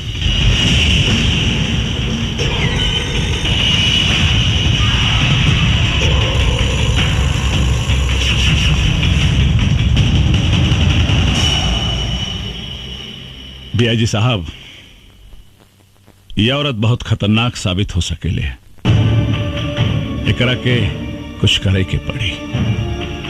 सर आप चिंता मत करिए, एक करता हम वो हाल करब कि केहो के जिंदगी भर मुंह दिखाए लायक न रह जाई।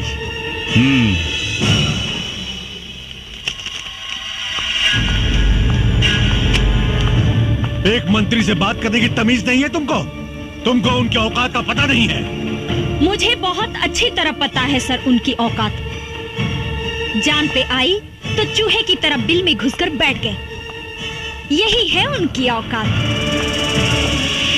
तुम्हें मालूम है वो तुम्हारा क्या कर सकते हैं? वर्दी उतरवा सकते हैं बस, और वर्दी का डर आप जैसे भड़ुओं को है, हमको नहीं। चिल्लाइए मत। आप जैसे गद्दार पुलिस ऑफिसर की वजह से पनपता है ये आतंक, होती है अराजकता। वरना पुलिस अपने पे आ जाए तो अपराधी अपराध करने के बारे में सोचने से पहले ही मुंह देगा। तुम हद से ज्यादा बढ़ रही हो चित्रा। यही हद तो हमको बार बार रोकता है सर, वरना आप जैसे गद्दार पुलिस ऑफिसर खाकी की शान को खादी के जूतों तले रौंद कर उसकी गरिमा को धूल में मिला रहे हैं। तुम मुझ पर इल्जाम लगा रही हो। बिल्कुल सर। जब कोई पुलिस ऑफिसर ईमानदारी से काम करता है, अपने काम को अंजाम देता है, तो नेताओं के एक इशारे पे आप लोग या तो उसका ट्रांसफर करवा देते हैं और नहीं तो उसकी वर्दी उतरवा कर खोटी पर टंगवा देते हैं। तुमको इस बात का अंदाजा है कि तुम किससे बात कर रही हो? जी हाँ, एक पुलिस ऑफिसर कम, दलाल ज्यादा हैं आप। उतरवा दूंगा तुम्हारी मैं वर्दी चित्रा। आप क्या उतरवाएंगे वर्दी को? अरे भाड़ में जाए ऐसी वर्दी जिसे पहनकर घुटन महसूस होती हो। इंतजार कीजिए, 48 घंटे में ये वर्दी आपके सामने होगी। लेकिन इसी 48 घंटे में मैं आपको दिखाऊंगी कि वर्दी की ताकत क्या होती है। लखिया को जिंदा मैं पकड़ कर लाऊंगी, ये मेरा वादा है। असली बाप के औलाद हैं तो भोला यादव को बचा कर दिखाओ।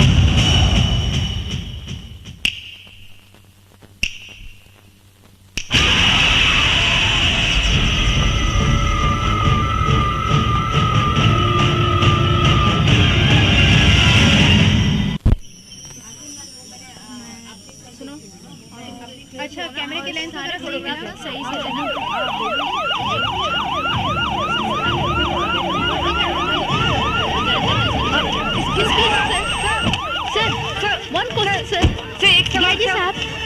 भोला यादव की सुरक्षा के लिए क्या व्यवस्था किए हैं? भोला यादव की सुरक्षा पूरी तरह से हो रही है। परिंदा पर भी नहीं मार सकता। लेकिन कब तक? बहुत जल्द हम लखिया को जड़ से खत्म कर देंगे। हमारी पूरी पुलिस फोर्स लखिया को युद्ध स्तर पर ढूंढ रही है। आप लोग चिंता मत कीजिए, बहुत जल्द हम आप लोगों को एक गुड न्यूज देने वाले हैं। लखिया का खात्मा तो होकर रहेगा, मैं उसे खत्म कर दूंगा। एक्सक्यूज मी सर। एसपी चित्रा सिंह जी, कहाँ बा लखिया? लखिया तो जंगल में छिपल बा। फिर तू यहाँ का कर रहल बाड़ू है? बतावे आइल बनी कि मुस्तैद रहिया बड़ा ही खतरनाक खिलाड़ी बा लखिया। आंख से सुरमा निकाल लेवेला और आंख के पता भी ना चलेला। लखिया के खाल खिंचवा के ओकरा में भूसा भरवा दे। तू हमरा के चीन्हे लो ना। ये तो वक्ते बताई कि केकरा के खाल खिंचवाई। तहरा बात में तो लखिया के प्रति बड़ा हमदर्दी दिखाई देता। ई राउर आंख के दोष बा, राउर नजर खराब हो गई बा, चश्मा लगवा ली।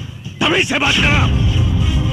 और एक बात याद रखा, 2 घंटा बचल बा तारा के लखिया के गिरफ्तार करे में। अगर तू गिरफ्तार ना कैलू तो तोहार भी हम उहे हाल करब। जवन एसपी पवन सिंह के कैनी यही ना? चुप काहे हो गई नी?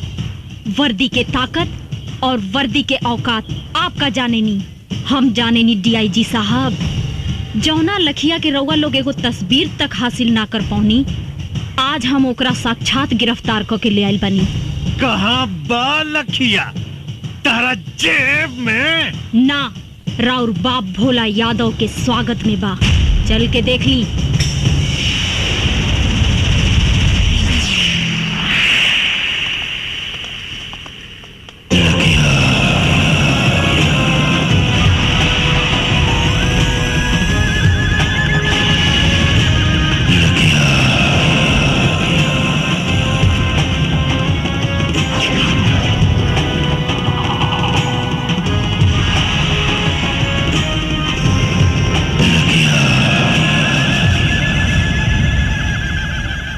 आइए सर, आइए, स्वागत है आपका।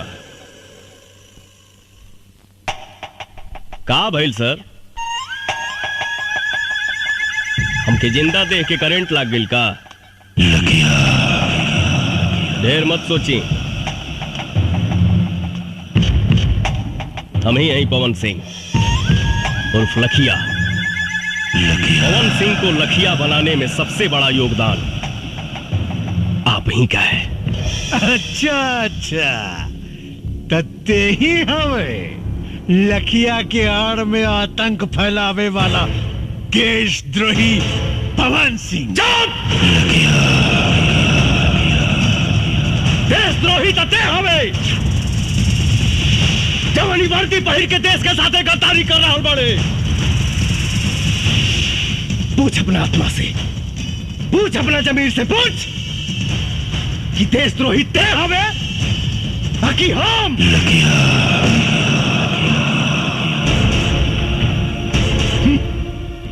रस्सी जल गई मगर ऐठन ना गई। अगर तोरा भोला यादव के भड़ुआ गिरी ही करे के रहे तई वर्दी उतार के करते। पवन सिंह चिल्लाओ मत, वरना सारा कहानी 1 सेकंड में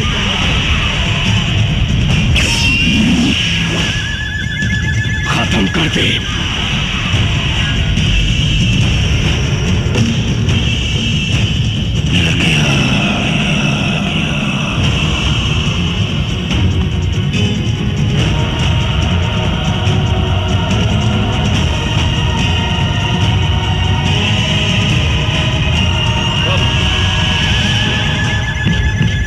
साला खाकी पहिर के गांधी जी के अपमान कर रहा बड़े, और ये साला खाकी पहिर के पुलिस के अपमान कर रहा बा। पवन सिंह, ये बंदर लेखा गुलाटी मारल बंद कर और अपना आदमी से कहा कि हथियार फेंक दे।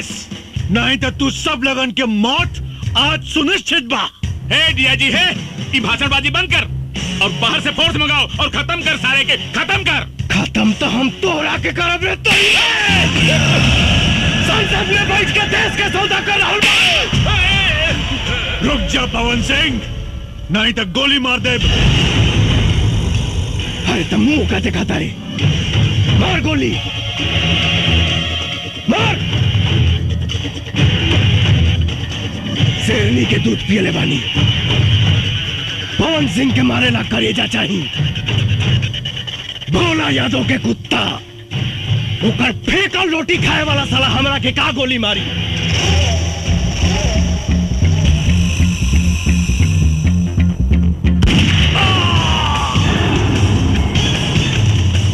पवन सिंह, ये तुम ठीक नहीं कर रहे हो।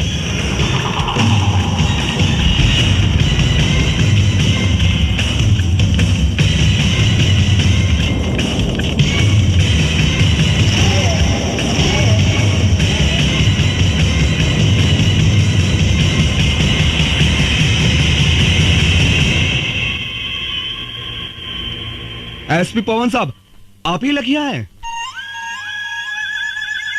हाँ, हम ही हैं लखिया। पर हमरा पर गोली चलावे से पहले अपना आत्मा से पूछ ली सभे कि जकरा पर हुआ हमने गोली चलावे जा रहल बानी, ओका सचमुच के एक मुजरिम लखिया हो या वर्दी के इज्जत रखे वाला एसपी पवन सिंह। अगर मेरी बर्बादियों में ही तुम सबकी खुशी, तो एक ठोकर मार मुझे बर्बाद कर जा।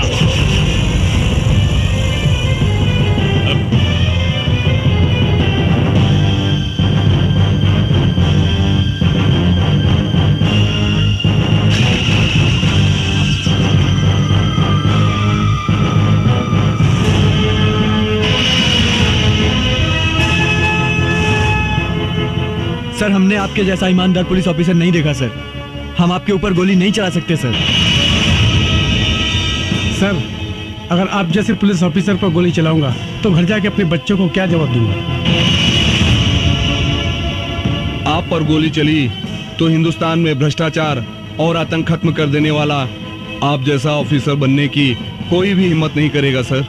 बंद करो ये बकवास। It's my order, shoot him. Sorry sir, हमें लखिया को मारने का आदेश मिला है, एसपी पवन सिंह को नहीं।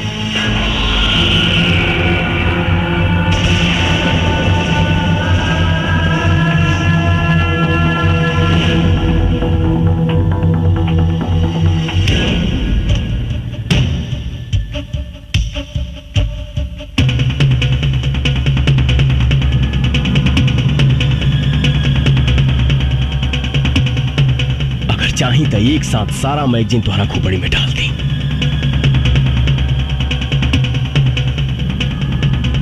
लेकिन सर, आपकी मौत समस्या का समाधान नहीं, समस्या है भ्रष्टाचार, आतंक, और इसे हम पुलिस वाले ही खत्म करेंगे।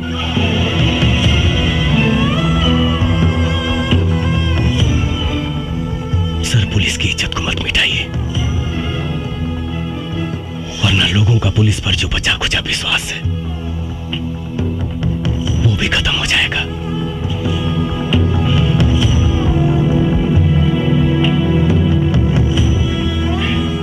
आपकी आने वाली पीढ़ी थूकेगी आप पर। सर, मैं ही अकेला भारत मां का बेटा नहीं हूं, भी उसी मां की कोख से जन्म लिए हैं। फिर आपका खून काला कैसे हो गया सर? बचा लीजिए इस वर्दी की गरिमा को प्लीज।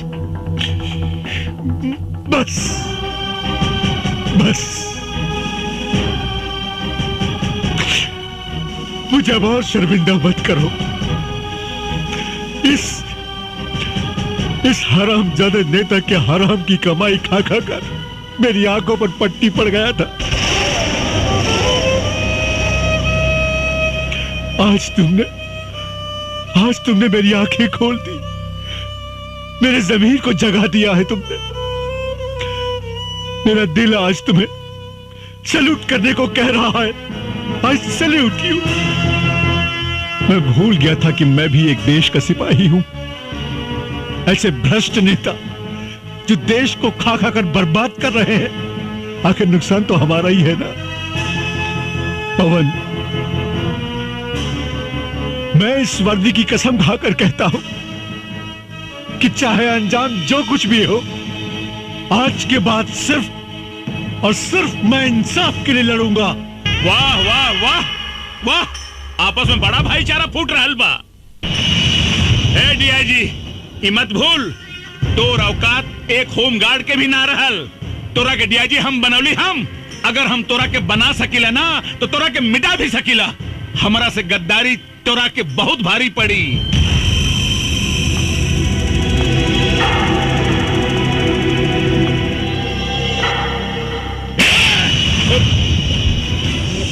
अंजाम की परवाह मऊगा करेले, मर्द ना। ए डीआईजी, ए साला, अरे तू अपने आप के मर्द कब से हो गए ले रे? जब से तोहरे जैसन मऊगा के साथ छूटल, अब मर्द के साथ मिलल।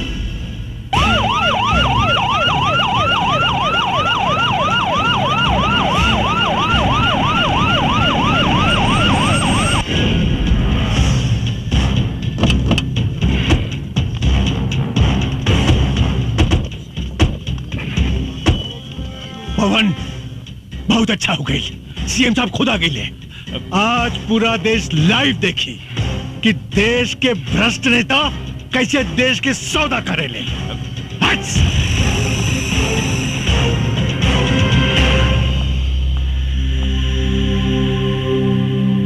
ये क्या हो रहा है डीआईजी? भोला यादव सुरक्षित तो हैं? जी सर, भोला यादव बिल्कुल सुरक्षित है, लेकिन लखिया ने उन्हें अपने कब्जे में ले लिया है। और एक बात सर, जिसे सुनकर आप सब लोगों को आश्चर्य होगा, लखिया और कोई नहीं, एसपी पवन सिंह ही है। क्या बकवास कर रहे हो?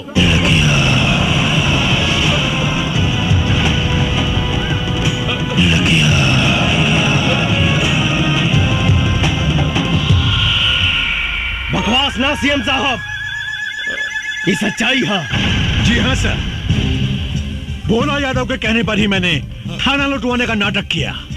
पवन सिंह की गाड़ी में मैंने ही पैसे रखवाए। पवन सिंह निर्दोष है सर, बल्कि सच्चाई तो यह है कि इन सारे गुनाहों की जड़ ये भोला यादव है। सारे कर कहानी तो हम कब के खत्म कर दिले रहती, लेकिन हम के वो दिन के इंतजार रहे कि अगर सच्चाई पूरा देश देखे। पर नक्सल बनकर तुमने जो अपराध किया है उसका क्या? नक्सलवाद समाज की पैदावार नहीं है सर,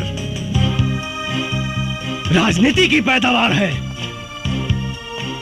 और ये भोला यादव इस प्रदेश का सबसे बड़ा हथियार माफिया है। मेरे पास हथियार आया कहां से? 5 साल तक लड़ाई लड़ता रहा, सिर्फ यहां के नेताओं से हथियार खरीद कर। झूठ बोल रहा है सीएम साहब, ये हमको फंसाना चाहता है। अरे भगोड़ा है, जेल तोड़ के भागा हुआ है।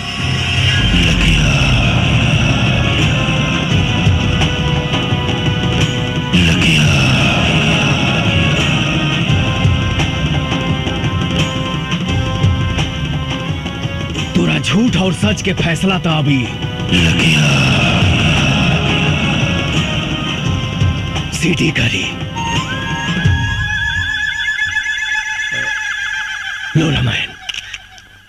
पवन, तुम अपने आप को कानून के हवाले कर दो और भोला यादव को छोड़ दो। मैं तुम्हें पूरा विश्वास दिलाता हूं, कानून तुम्हारे साथ इंसाफ जरूर करेगा। कानून भोला यादव के घर में झाड़ू लगावेला सर। कानून का सजा दे ये कि जिस भोला यादव की आप बात कर रहे हैं, आज से 25 साल पहले चाय की दुकान पे चाय बनाता था। एक हत्या के जुर्म में अंदर गया, बाहर आते ही प्रधान बना, ब्लॉक प्रमुख बना, विधायक बना और देखते ही देखते सांसद बन गया।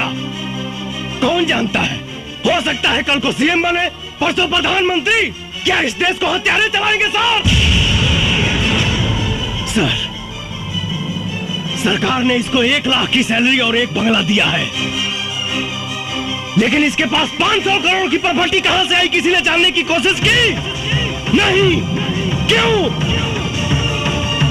सर, सच्चाई तो यह है कि इस देश को खतरा पाकिस्तान से नहीं, इस देश को खतरा चीन और जापान से नहीं, इस देश को खतरा है तो सिर्फ और सिर्फ यहाँ के नेताओं से है।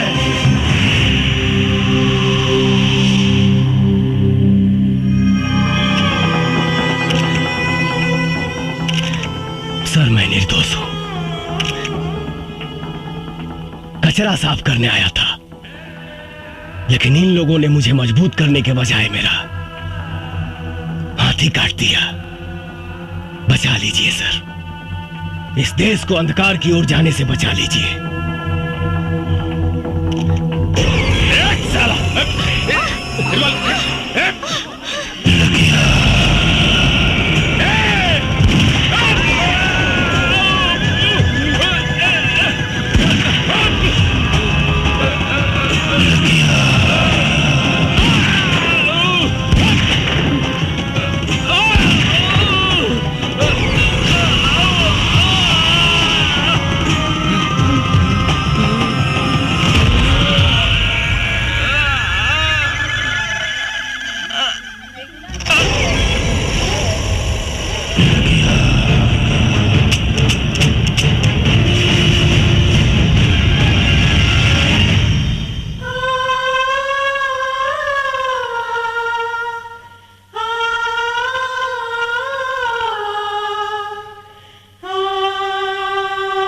एसपी पवन सिंह ने वर्दी न पहनकर भी वर्दी वाला काम किया है।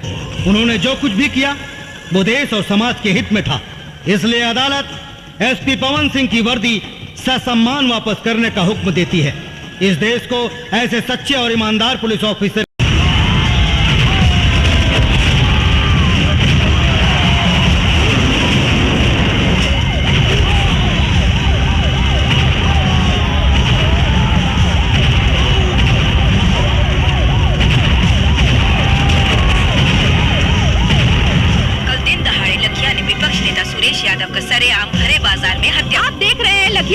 दिन प्रतिदिन बढ़ रहा है। टीवी पे, न्यूज पे, सभी जगह लखिया का आतंक ही आतंक है। सभी लोगों में दहशत बढ़ गई है, सारे गांव में दहशत बढ़ गई है। लखिया पिछले 5 सालों से अपने हर काम को बड़ी चालाकी से अंजाम देकर निकल जाता है। लखिया लखिया लखिया लखिया ना भाई साला ओसामा बिन लादेन हो गेल बा। अरे पुलिस प्रशासन का घंटा बजा रहल बा। एगो अपराधी के पकड़े खातिर अब का देश के मिलिट्री बुलावे के पड़ी। साला हमरा एक एक आदमी के गिन गिन के मार रहल बा। कुछ समझ में नहीं आवत कि हम का करी। नेताजी, वो लखिया के गिरफ्तारी के खातिर एक नई तेज तर्रार महिला एसपी के नियुक्ति भइल बा। लखिया कोनो बिल में घुसल चूहा है जेका पकड़ ले तना आसान बा। अरे ओकरा पकड़े खातिर बड़े बड़न के पसीना छूट गइल और अब आइल बाड़ी एगो महिला एसपी। हाँ नेताजी, लोग ओकर तुलना किरण बेदी से करेलन। बहुत कड़क और पावरफुल एसपी बा। नेताजी, अपराधी ओकर नाम सुन के इलाका छोड़ देलन और जेना छोड़लन ले घूसन ले लातन ले घूसन कई के मुआ दे।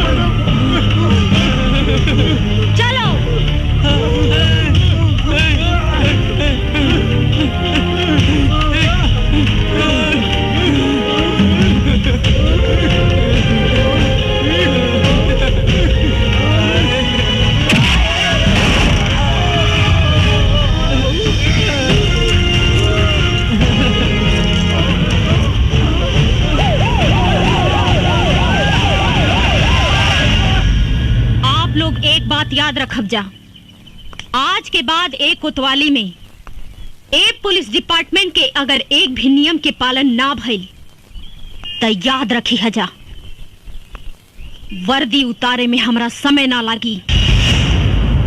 आदाब प्रणाम मैडम। आदाब प्रणाम। जी मैडम। बाप हिंदू, माई मुसलमान and my name is Ramayan Singh Abdul, इसीलिए मेरा सबको आदाब प्रणाम। आप लोगों को ये मेरी पहली और आखिरी वार्निंग है। वर्दी की इज्जत और वर्दी की सही उपयोग होनी चाहिए, वरना आप लोगों को इसका अंजाम पता है। आप दोनों अंदर आइए।